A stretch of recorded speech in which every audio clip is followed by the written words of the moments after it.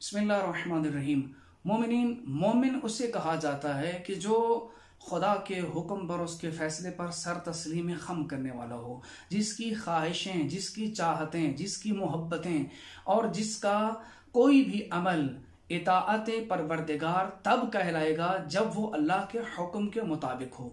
अब यहाँ से आप फैसला करें कि हमारे यहाँ कुछ ऐसे लोग होते हैं कि जो 29 को अगर ईद बन जाए तो कहते हैं यार कमाल हो गया, ईद तो है ही यही जो 29 रोजों के बाद बन जाए। और अगर रोयत हिलाल कमेटी वालों ने ऐलान कर दिया जी चांद नजर नहीं आया लिहाजा कल का दिन ईद का दिन शुमार नहीं होगा, तो उनकी महफिल में क्या है, ओहो सत्यानाश हो गया जी, सारा प्लान चौपट हो गया और सारा मजा खराब हो गया। अब जरा खुद सोचें कि अगर 29 के बाद ईद का दिन करार पाए तो उसको आप ईद मान रहे हैं, और 30 रोजों के बाद अगर वो ईद का दिन है तो ये भी कोई ईद है जो 30 रोजों के बाद आए। तो मेरे ख्याल में 29 के बाद खुशियां मनाने वाले वही होते हैं, मेजॉरिटी उन लोगों की होती है कि जिन्होंने 29 रोजों के अंदर भी ना अपनी मर्जियां चलाई होती हैं। मेजॉरिटी वो होती है जिन्होंने रखे नहीं होते, जो साहिबान ईमान हैं, साहिबान तकवा हैं, जिन्होंने अपनी जिंदगी के मामूलात को उसी फरमान के मुताबिक और ख्वाहिश के मुताबिक गुजारा है जो अल्लाह ने उनसे चाही है। वो चाहे 29 का दिन हो या 30 का दिन हो, उनके लिए वो ईद का दिन होता है और बराबर खुशी होती है। 29 के दिन के बाद आए हुक्म परवरदिगार है, निजाम शमसी है, उसने चांद 29 पे भेज दिया तो हमारे लिए हुक्म है सर तस्लीम खम करें, 29 पे ईद होगी। लेकिन अगर वो 29 को नहीं 30 रोजे मुकम्मल होने के बाद हमारे लिए ईद का दिन मुकर्रर करता है, हम सर तस्लीम खम करते हैं। खुदा ने चाहा हमने 30 रोजे रखे और हमने ईद का दिन मनाया।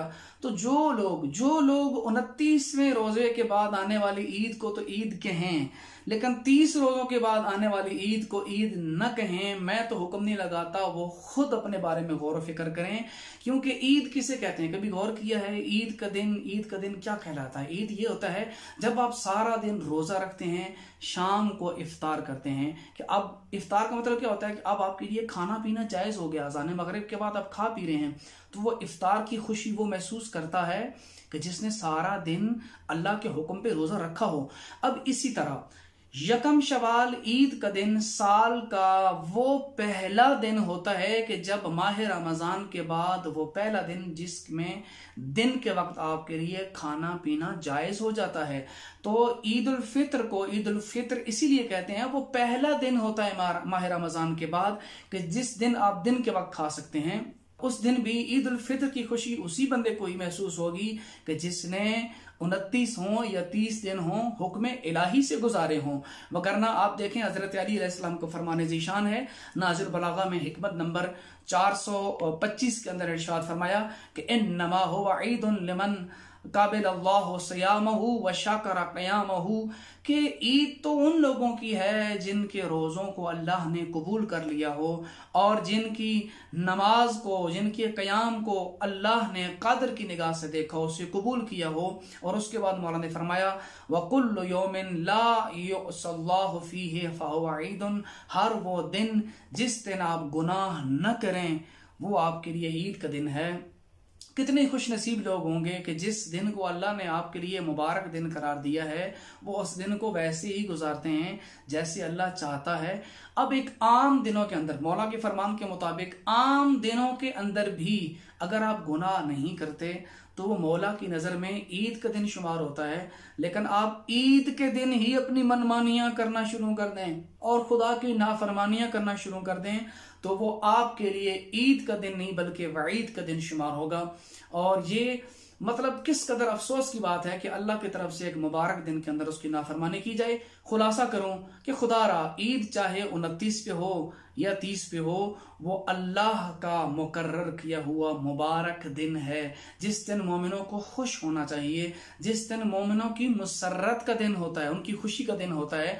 तो ये आप तकसीम नहीं कर सकते यार 29 पे बन जाए तो ये ईद होती है, 30 के बाद बनो तो ये कौन सी ईद है। 30 पर ईद बनने के बाद जो चेहरों पे उदासी है ना, ये जो उदासी है ये इस बात की अलामत है कि उन लोगों ने कलेमा पढ़ा है, अशहदु अल्ला इलाहा इल्लल्लाह वहदहु ला शरीका लह का इजहार किया है, लेकिन उसके फैसलों पर राजी नहीं है।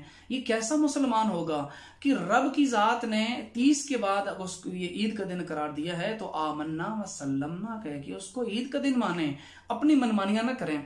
अब होता क्या है, एक और भी बड़े मजे की बात, हमारे माशरे के अंदर ये बड़ी अजीब बात है, अलबत्ता करनी नहीं चाहिए, लेकिन मैं जरूरी समझता हूँ कि इसको आपके सामने बयान करूं। अब एक ऐसा ग्रुप आपको मिलेगा, अगर 29 के दिन उन्होंने ऐलान कर दिया ईद का, रात को तबसरे वो लोग कर रहे होंगे, जी मौलवी रोजा खा गए ने जी। मौलवियां ने क्या है, मतलब आधी रात को इनको चांद नजर आ गया, आधी रात को चांद निकाल दिया ईद का दिन, वो लोग एतराज कर रहे होंगे।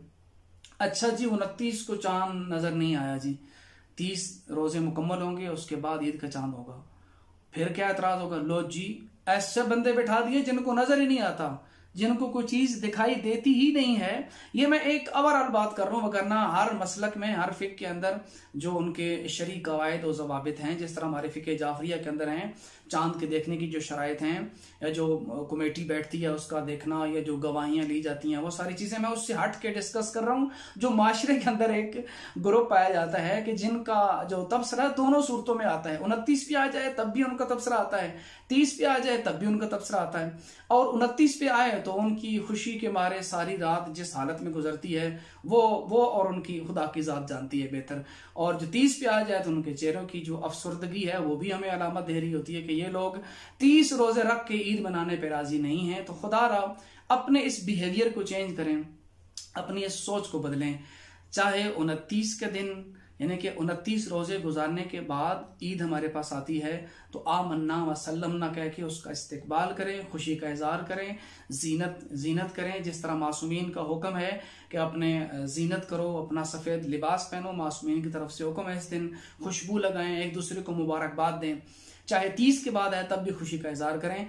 मेरे ख्याल में मोमिन के अंदर ऐसी आदत नहीं होनी चाहिए कि 29 के बाद तो खुश हो रहा है लेकिन 30 रोजों के बाद उसके चेहरे पे खुशी ना हो। 29 के बाद आए या 30 के बाद आए, अहले ईमान का तकाजा ये है कि वह इस दिन खुशी और मसरत का इजहार करें। वस्सलामु अलैकुम व रहमतुल्लाहि व बरकातहू।